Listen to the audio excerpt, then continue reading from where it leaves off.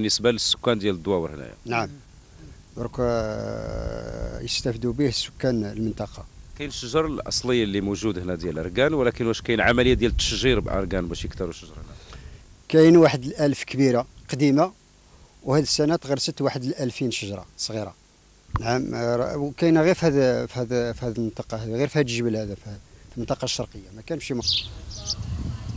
L'îlot d'Arganier des Béniznacen est une véritable curiosité botanique.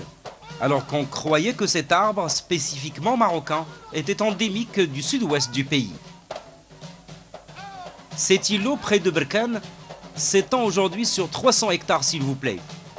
Il compte plus d'1 millier d'arbres sauvages en bon état de végétation et plusieurs centaines d'arganiers qui viennent d'être plantés dans les montagnes de Tichermine, en vue d'élargir cette nouvelle opportunité économique régionale et pour préserver cet arbre légendaire aux multiples vertus.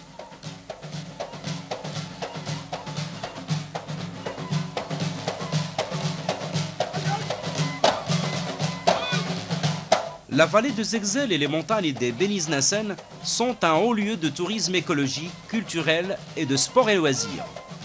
Gorges, massifs forestiers, grottes, chutes d'eau, sources thermales, vergers d'oliveraies, d'orangers et de néfliers, îlots d'arganiers, réserves de mouflons, la pittoresque embouchure de la Melouia, autant de sites d'une rare beauté à découvrir.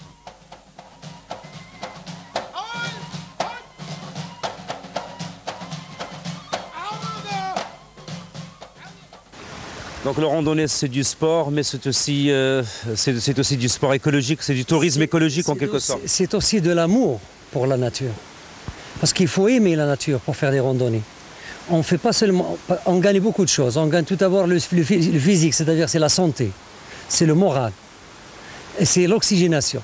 Si on est bien oxygéné, ça veut dire qu'on est bien dans notre moral, ça veut dire qu'on est bien dans notre physique. Donc il faut aimer la nature. En conclusion, pour moi, la randonnée, c'est l'amour, mais l'amour naturel de la nature. Vous faites de la randonnée depuis des années et des années. Vous êtes même un pionnier des randonnées dans les montagnes de Béniznacen. Oui. Depuis, est-ce que justement une certaine culture de randonnée, de découverte de la nature, est-ce qu'elle commence à s'installer dans la région de Berkane? Exactement, il commence à s'installer. Vous êtes combien à présent? À présent, une fois j'ai fait un recensement, je suis arrivé à 137 personnes qui ont fait des randonnées avec nous.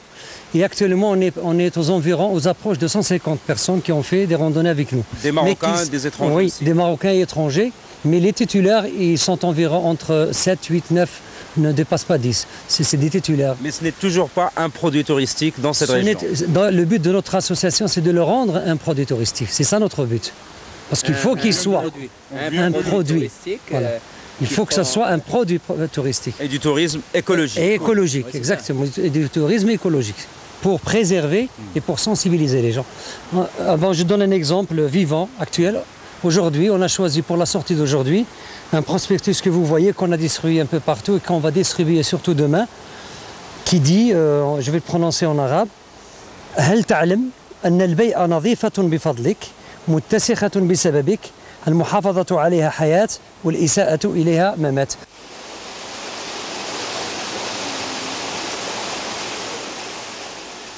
La région de Berkane, c'est d'abord les montagnes quasi vierges des Béniznacen.